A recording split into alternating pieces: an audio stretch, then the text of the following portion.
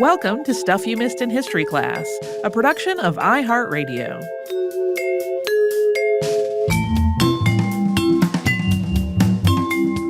Hello and welcome to the podcast. I'm Holly Fry. And I'm Tracy V. Wilson. Oh, Tracy, today's topic was requested by listener Amy a long way back. It's been on my list ever since, and finally, after literal years, shuffled up. Lydia Maria Child was a writer of children's literature, historical novels, abolitionist tracts, and even poetry. And her writing was prolific. At times, it was very divisive in its subject matter. And she's kind of unique in that she wrote so many different types of books, right? She wrote particularly basic, friendly advice books on one end of her spectrum, and then like really hard-nosed activism on the other side, and a variety of things in between. She also wrote literature for children. She penned a holiday poem that listeners are definitely going to recognize when we get to it. And because she was so prolific and from a very early age, there is a lot of ground to cover with her. So we're just going to jump right in. She was born Lydia Frances on February 11th, 1802 in Medford, Massachusetts. Her parents were Converse Frances, a baker, and Susanna Rand Frances. Lydia had 5 siblings, 4 of whom survived childhood, and she was the baby of the family. Her family was actually part of the abolition movement even before Lydia was born. Her mother, Susanna, died when Lydia was 12, and that was just the beginning of a series of tragedies for the family.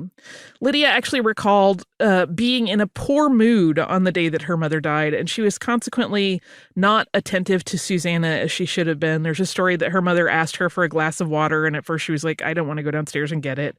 This was a guilt that she carried with her throughout her life. Her grandmother also died that same year, several months after Susanna. And then in the fall of that year, Lydia was enrolled in a Medford school called Miss Swan's Academy.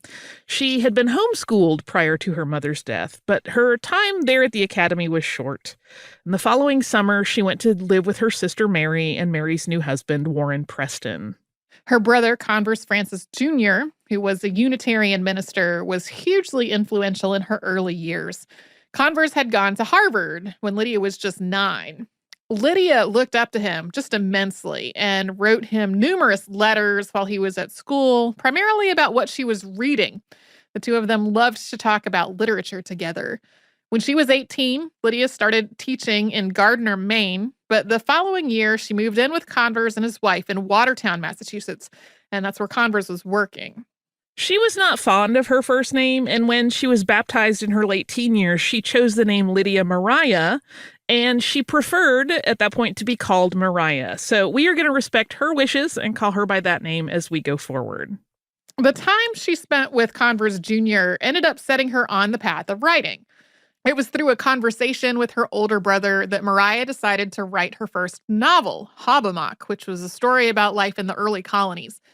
This book, which was published in 1824, features a romance between a white woman and an indigenous man. They marry and they have a child together, and then the book follows their story as the woman and her son become pariahs of white society. This book, which Mariah wrote in just a month and a half, really challenged other social norms in addition to racist ideas about Native Americans. It examined the roles of women and the expectations they lived under, and it told the story from a woman's perspective. She also makes the case that the rigidity of Puritan life was deeply problematic and a hindrance to the establishment of the colonies.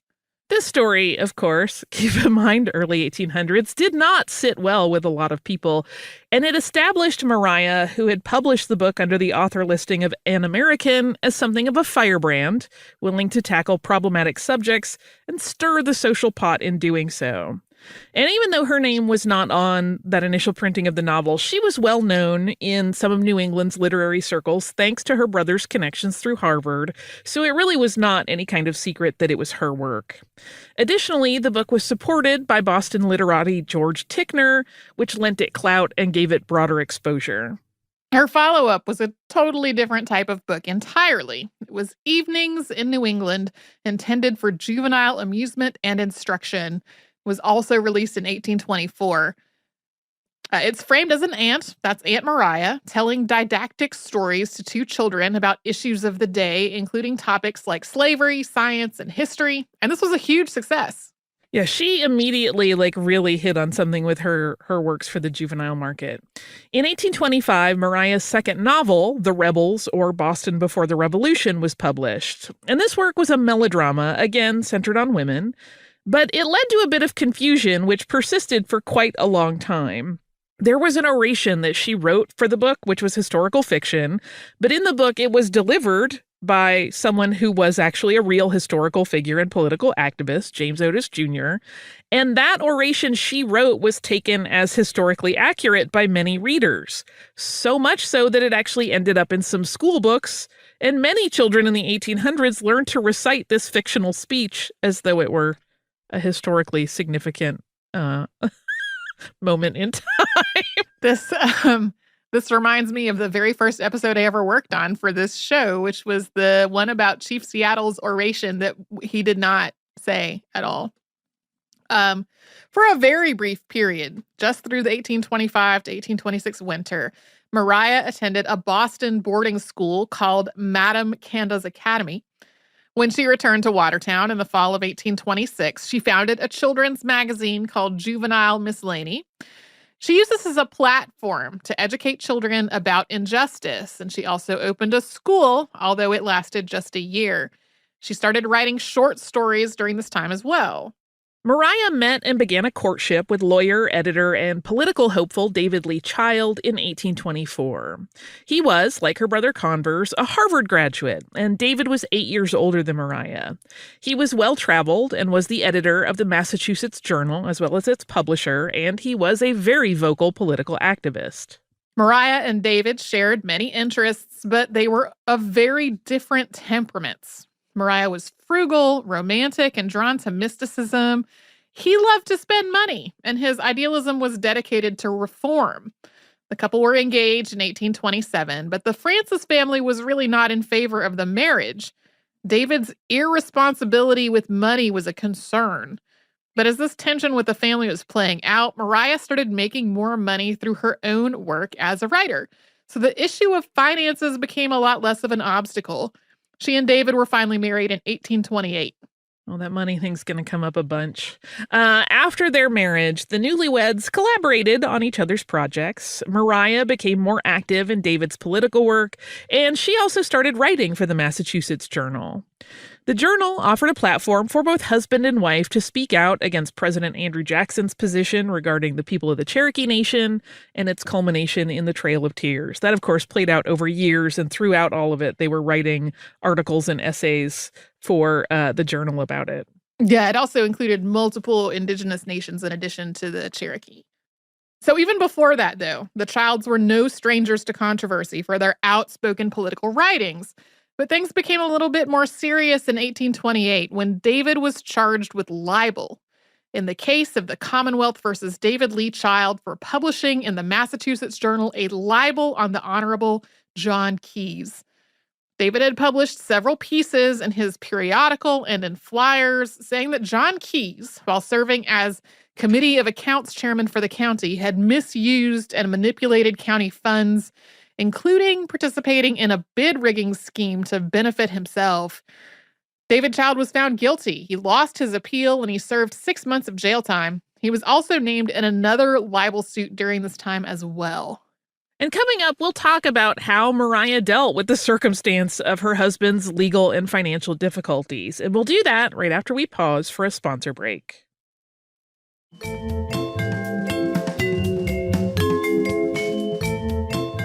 So this whole legal situation, which of course led to a significant drop in subscriptions to the Massachusetts Journal, made it clearer than ever that Mariah's income was really crucial to the Child's financial stability. Knowing about the differences in how Mariah and David handled money, it is, to me, a little bit funny, or perhaps just very telling, that less than a year into her life as a married woman, Mrs. Child published an advice book titled The Frugal Housewife, dedicated to those who are not ashamed of economy. In the beginning of the book, she included the proverb, "Economy is a poor man's revenue, extravagance a rich man's ruin." The introduction of the book opens with, quote, "The true economy of housekeeping is simply the art of gathering up all the fragments so that nothing be lost. I mean fragments of time as well as material. Nothing should be thrown away so long as it is possible to make any use of it, however trifling that use may be. And whatever the size of the family, every member should be employed either in earning or saving money. And this book is full of useful, no-nonsense tips, like keeping up with your vegetables to make sure they don't go bad. Tracy and I have often talked about her brilliant term, aspirational vegetables that go bad in the crisper. I have them too. Mariah would be very disappointed in us. She also talks about doing your own mending rather than sending it out to a seamstress, and to prioritize baking your own bread and cake rather than paying for the convenience of the baker to do it. This all sounds pretty obvious, but the writing here is important because it's aimed at a lower income woman than most of the books for ladies of the day were really doing. And this was an astute approach. Child's writing appealed to a far larger reader base with generally usable information than most books about being a housewife. Those were often directed at people who were more affluent. So this book got into the real day-to-day tasks that a wife and a mother without a staff might face. At a time when her own income was really important, she saw that mass appeal was more lucrative than writing for a more highbrow crowd. The Frugal Housewife was very popular, and it was followed up with 2 other advice books with slightly different target audiences. In the introduction to her 1831 book, The Mother's Book, Child commented on the market success of her previous volume, writing, quote, "When I wrote The Frugal Housewife, some booksellers declined publishing it on account of the great variety of cookery books already in the market. I was perfectly aware of this circumstance, but among them all, I did not know of one suited to the wants of the middling class in our own country. I believed such a book was needed, and the sale of more than 6,000 copies in 1 year has proved that I was right in my conjecture." She also acknowledges that the information that she shares, particularly in the Mother's Book, isn't new, but that it comes from conversations with mothers. And this book is interesting because it puts forth the idea that the manner in which tiny babies are cared for has a great deal of influence on their, quote, future dispositions and characters. That was not a commonly held idea, and so it was way ahead of its time. Her other book that's usually grouped with The Frugal Housewife and The Mother's Book is titled The Little Girl's Own Book. And this book features games and advice for girls and foundational lessons very much in line with those 2 previous books. It includes a rather charming game called the French Roll, in which one player is the purchaser, one is the baker, and all the other players form a line called the oven, with the last in line being called the French Roll. This is a sort of complicated variation on Duck, Duck, Goose and other games where one person has to outrun another in an effort to move into a different category. And according to Child, quote, "This play is a very active and rather noisy one." There are a lot of games in this book, and there's another contributor that she mentions helped her with the games, but like they're all to me hilarious because they're like sort of needlessly complicated, but I guess that would keep children active and also engaged, but they are very, very funny. Mariah's writing was prolific during this early time in her marriage as she strove to truly make a living at it, making her one of the first women to do so in the U.S. She wrote another novel with similar themes to those in Hobomok. In the new work, which was titled The First Settlers of New England, or Conquest of the Pequods, Narragansetts, and Pokanokets, as related by a mother to her children and designed for the instruction of youth. The story here centers around white protagonists, the children, finding that they identify more with the indigenous people in the stories than the colonists. And this book was incredibly radical at the time. Among other things, it once again promoted the idea of interracial marriage. But it also was kind of kept on the down low. It did not have any published reviews, and perhaps because it was expected that it would court a lot of controversy, it seemed to have a very minimal and limited release. While Mariah had grown up in an abolitionist household, it was meeting William Lloyd Garrison through her husband David in 1831 that really cemented her commitment to the cause. Garrison, who started his paper The Liberator the same year, had already published some of Child's writings, notably her essay Comparative Strength of Male and Female Intellect. He gave her the nickname the first woman in the Republic. Child turned her pen to the cause of abolition, and she wrote An Appeal in Favor of That Class of Americans Called Africans in 1833. This book, which is considered fairly important in the lexicon, detailed the history of enslavement in North America, and it advocated for the end of slavery and for freed people who had been enslaved to become part of society in the U.S. She proposed a multiracial country of equality with educational opportunities for all. An appeal is often referred to as the first anti-slavery book. There had certainly been essays and pamphlets before it, but this was a deeper and more expansive examination of the topic than previous writings had taken on. And it made Child a target in a lot of ways. She was no longer welcome among many of her white peers. And that mass appeal that she had cultivated through her books for women and girls really dried up pretty quickly after this. The year after an appeal was published, Juvenile Miscellany, which had lost a huge portion of its subscribers due to Child's outspoken stance on abolition, folded. She also lost her borrowing privileges at the Boston Athenaeum. This did not diminish Maria Child's dedication to ending slavery. She made no effort to win back readers she lost through her writing in an appeal, at least not initially, and instead, she just wrote more on the subject, including the story collection The Oasis, which featured stories, poems, and essays about Black enslaved people, but it was intended for a white audience. The idea that she had was that these stories within it would help people see enslaved people as people, and it might help stoke the fires of abolitionist ideals in readers who had perhaps been reluctant to join the cause. Amidst all of this, David's money problems continued to mount. His law office had folded, and he was arrested for his unpaid debts.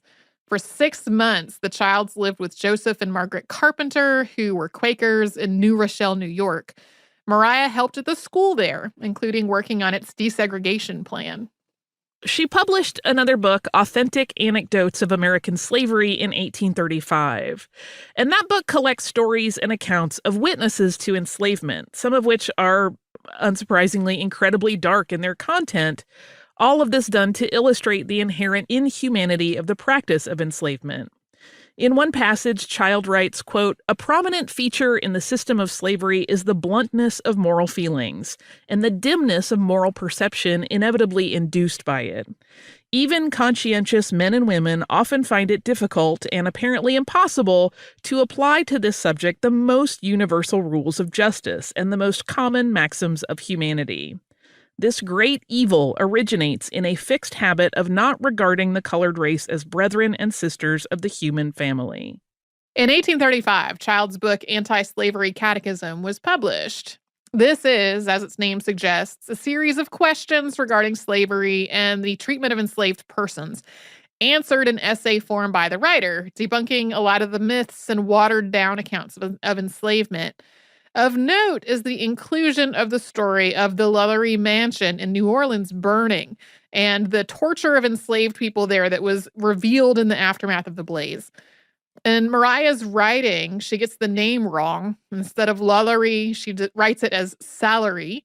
That fire happened on April 10th, 1834, the year before Anti-Slavery Catechism was released. And the horrendous revelations of it were undoubtedly on the minds of abolitionists.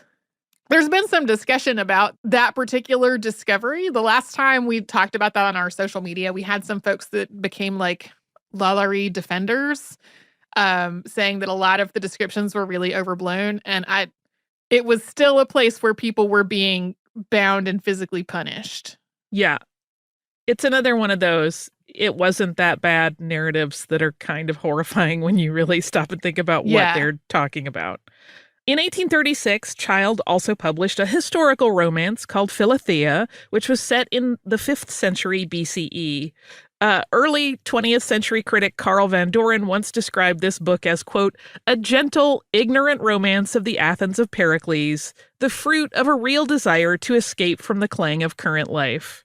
It was a little bit of an escape for Maria to write about something other than social justice issues at the time. But in the time that it was released, the reviews for Philothea were really quite good. Lydia Maria Child did try to write one more book of advice for women in 1837. That was The Family Nurse, but sales were poor due to her more controversial writings. While the reaction to her work had immediate and unfortunate impacts on her life, including her finances, she continued to champion abolition. And while an appeal and other writings cost her personally, they really helped the movement gain support. Yeah, there were a lot of prominent people in her time who said, I read an appeal and it really changed my mind about how I thought about this issue. So, I mean, there is documentation of it really having a strong influence in its own contemporary writings. Just as her audience for her more sort of popular culture books was lagging, though, she did get a job offer. In 1841, Child started working as the editor of the National Anti-Slavery Standard. That was the weekly paper published by the American Anti-Slavery Society. David also joined the staff, but in 1844, they had reached a point where they had some conflict with William Lloyd Garrison, who was running the American Anti-Slavery Society, over the editorial direction of the paper. The Childs both resigned officially in 1844.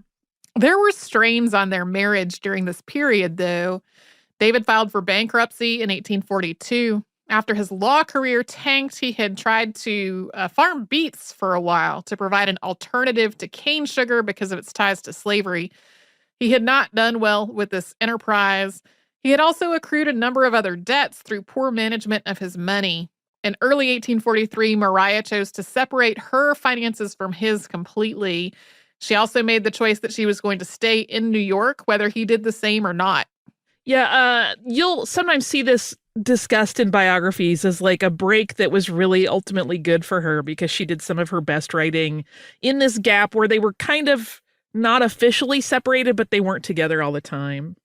Letters from New York was a 2-volume set that published in 1843 and 1845, and it featured an assortment of essays, mostly that Child had written for the National Anti-Slavery Standard while living in New York for that job. And the title got its name from a column that Maria had written for the paper, and the book covers a wide range of topics such as abolition, women's rights, temperance, poverty, her first visit to a Jewish synagogue, and the experience of ringing in the new year in New York City for the first time.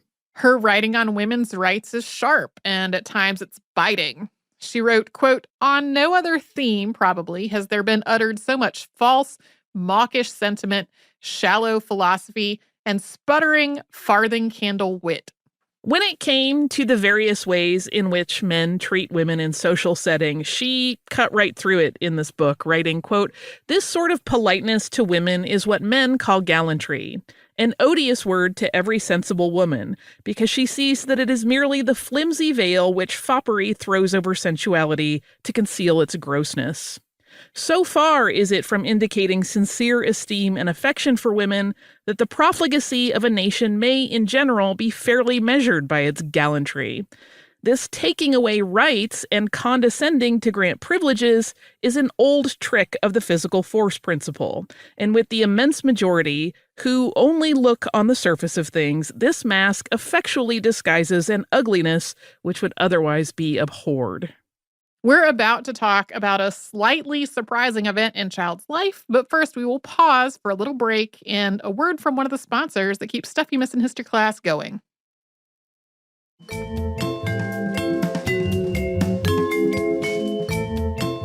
As her essays were being collected into Letters from New York, Lydia Maria Child became involved in an attempted murder case, also in New York. A woman of 25 named Amelia Norman had stabbed businessman Henry Ballard on the steps of the Astor House Hotel, tried to kill him. Ballard survived, but as the story of his relationship with Amelia Norman came to light, he started to look to many people less like a victim and more like a predator. Ballard had really pursued Norman until she started a relationship with him. When she had a child as a result of this affair, he abandoned her. When she was able to see him again and ask him to support their child, Ballard was said to have suggested that she turn to sex work to support herself and the baby. Lydia Maria Child heard about Amelia's story while the young woman was in jail awaiting trial, and she took up her cause. And this was actually kind of a tricky space for her to navigate. While Child was adamant that the treatment of women, even in the most polite-seeming societies, was always based on a power imbalance, in part because of the physical power many men had over women, she was also staunchly anti-violence. Norman had stabbed Ballard. That was not a question. She had openly admitted to not only having done so, but having regrets that she had not actually managed to kill him. So that was not quite in line with Child's nonviolent ideology. When Maria wrote an article about Amelia's story for the Boston Courier, she was clear that she was not excusing or condoning the stabbing, but made the case that it was an unsurprising reaction of a desperate woman who had been the victim of the inherent violence of a sexist society. Child support and similar writings of other journalists created a surge of more public support, and by the time of the trial, it seemed like the whole thing was more about Ballard as a seducer than Norman as an attempted murderer. So despite all of the evidence involved, Amelia Norman was acquitted. From 1844 to 1847, Child published 3 books in a series that were titled Flowers for Children. And this project was, according to Child, a response to many requests that she had had since the closing of Juvenile Miscellany to collect the works from that periodical. But most of this was new writing. The second volume in Flowers for Children features a Thanksgiving poem that's incredibly well known and has outlived most of her other work in terms of popularity. It was called The New England Boy's Song About Thanksgiving Day, but listeners will probably recognize it better by its first line, which is over the river and through the wood. While most modern versions invoke grandmother's house as the destination, the actual first stanza was written as over the river and through the wood to grandfather's house we go. The horse knows the way to carry the sleigh through the white and drifted snow. I feel like that song comes up everywhere all the time during the holidays. It does. It doesn't actually snow that often in November in Massachusetts, though. Maybe it did more back then because we've seen plenty of evidence of spring being earlier and winters being warmer over the last century and however long. Right. Or maybe she just liked the idyllic imagery of snow. This was, of course, not her only writing project during that time. Her book, Fact and Fiction, came out in 1846. And this group of stories kind of hints at what might have been going on in the Child's marriage, but that's generally speculation by literary analysts. It's fiction, like many of her works that explore real-world issues. So it's hard to know when she talks about marriage and how women are treated in marriage, if she's talking about her own or just in general. This book did not do well with critics. She talked about sexuality more than I think most people were comfortable with at the time, which did not help it. In 1853, Lydia and David, who had bounced around through various rental properties and the homes of friends, both together and separately, moved together to Wayland, Massachusetts, into Maria's father's house. Maria looked after her father for the remaining 3 years of his life, and then after he died, Maria and David remained there in that home for the rest of their lives.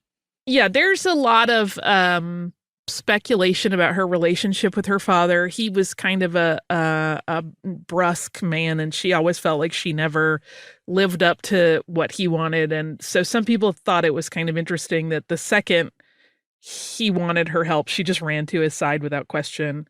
But that's how that all played out. Another book, The Progress of Religious Ideas Through Successive Ages, came out in 1855. And this book is a history and analysis of various world religions through time. And Child's hope with it was that the 3-volume work would help people tolerate one another's religious views, although it is really quite clearly very pro-Christianity in particular. In 1857, Autumnal Leaves, Tales and Sketches in Prose and Rhyme was published. And this, like other works by Child, is a collection of fictional shorts that address issues that she had written about pretty often, including women's rights, abolition, and religion, among others.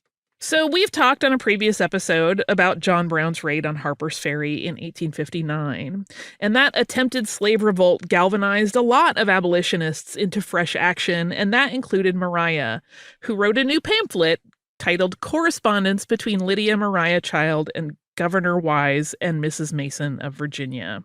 And this was published by the Anti-Slavery Society. And prior to this point, Child had kind of pulled away from her work with abolitionist groups because there was constant infighting. She still believed in abolition, but she just didn't want to associate with any of the organizations around it. Bickering factions among William Lloyd Garrison's followers during her time editing the National Anti-Slavery Standard had really soured her opinions on the movement, although certainly not the ideals of abolition and equality.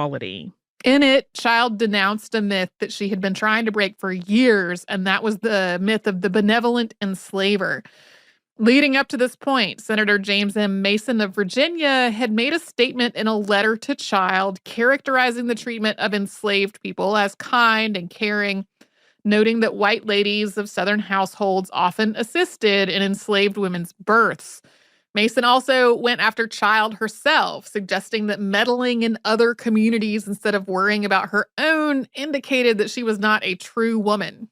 And Child responded, bitingly and famously, that almost all of the women she knew in the North cared for the people in their communities in various ways, and that she had, quote, never known an instance where the pangs of maternity did not meet with requisite assistance.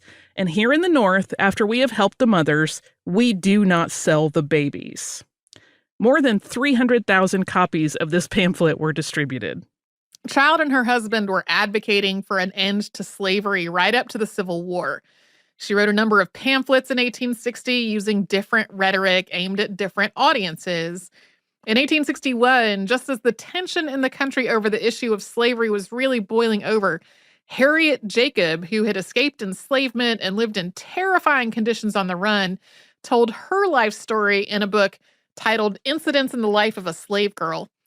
Lydia Maria Child edited this book, and it opened up the discussion about sexual abuse of enslaved women in a way that had never really been done before. Yeah, it was so frank in some ways that even some abolitionists were like, this is very uncomfortable. I'm not sure we should be publishing this. But after the war, Maria continued her advocacy. She had, from the time of writing her book An Appeal, trumpeted the need for education for the Black community, as well as for the end of miscegenation laws, as a way to truly enable full and equal integration. And to help on the educational front, she published a book called The Freedman's Book in 1865. The Freedman's Book opens with the following passage, quote, "To the freedman, I have prepared this book expressly for you, with the hope that those of you who can read will read it aloud to others, and that all of you will derive fresh strength and courage from this true record of what colored men have accomplished under great disadvantages. I have written all the biographies over again in order to give you as much information as possible in the fewest words. I take nothing for my services, and the book is sold to you at the cost of paper, printing, and binding. Whatever money you pay for any of the volumes will be immediately invested in other volumes to be sent to freedmen in various parts of the country on the same terms. And whatever money remains in my hands when the book ceases to sell will be given to the Freedmen's Aid Association to be expended in schools for you and your children." This book contains writings by Child, including, as she said, biographies of notable Black figures, including previous podcast subjects like Ignatius Sancho and James Forten. And it also includes a number of advice essays similar to her early books for women. So practical advice about everyday things like maintaining good health by drinking water and getting fresh air and good nutrition, or caring for animals. But it also contains writing by a lot of other people. The poem The Last Night of Slavery by James Montgomery is included, as is Frederick Douglass's A Pertinent Question and Phyllis Wheatley's The Works of Providence. In 1867, Child published a new novel called A Romance of the Republic. This story about two sisters in an enslaved New Orleans household uses fiction to once again examine the ideas of racism and patriarchy.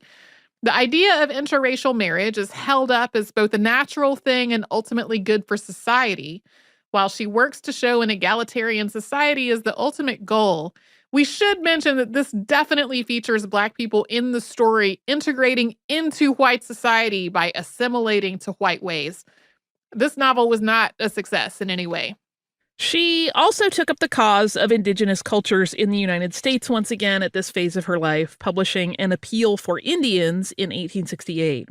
And this work mirrors an appeal in favor of that class of Americans called Africans, in that it calls out the many ways that indigenous people have been mistreated and offers ideas about how justice might be brought to those communities. David Child died in 1874. And though they had bumpy phases over the years because of his financial problems, in their last years together, the couple had actually grown very close. David had become her best friend and supporter, and so his loss was acute. In 1878, Maria wrote Aspirations of the World, A Chain of Opals, which she referred to as her eclectic Bible. This was a collection of religious stories from various cultures and various time periods, intended to show how similar humankind was around the world. Lydia Maria Child died on October 20th, 1880, at her home in Wayland, Massachusetts.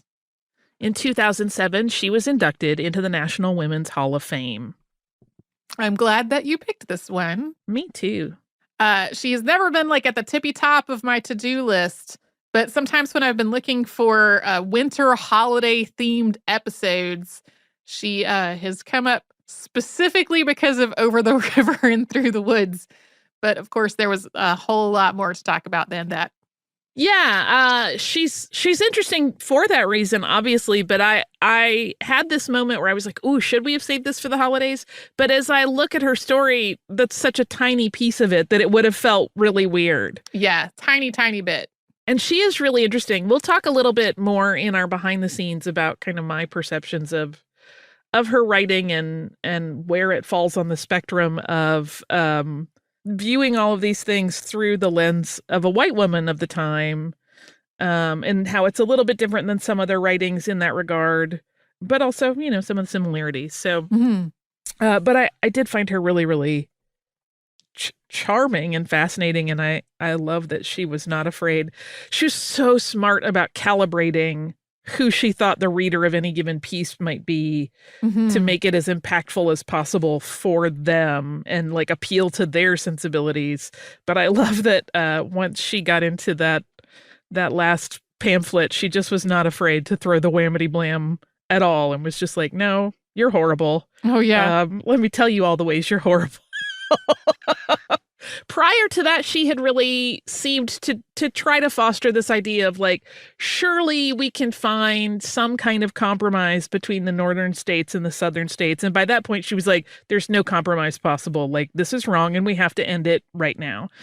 Which is why she is so, I don't know if tart is the right word in her writing in it, but she's not holding back at all. I encourage people to read her writing. It is because it's across so many genres.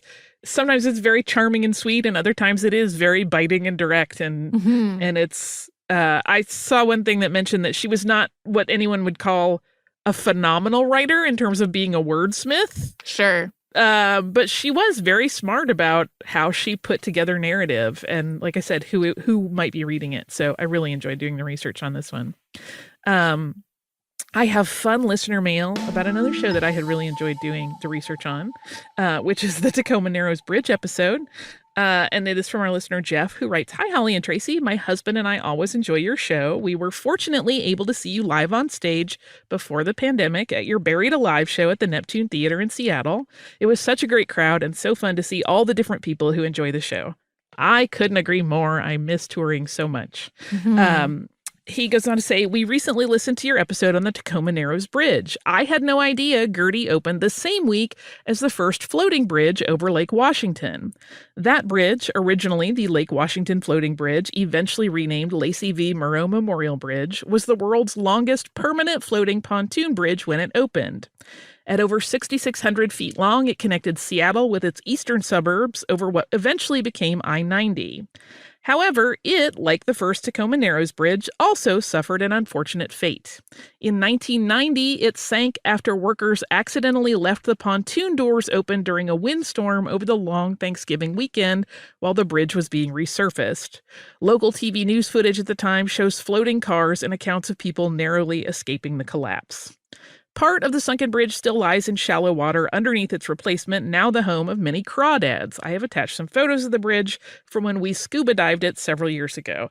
And he linked us to his Flickr account. One, thank you so much for writing. I actually didn't know that much about the bridge over Lake Washington. Like I said, even though I lived there when I was a kid, for some reason that one was never really on my radar. But I have to say this, Jeff's pictures of crawdads managed to make them look like the cutest things on Earth.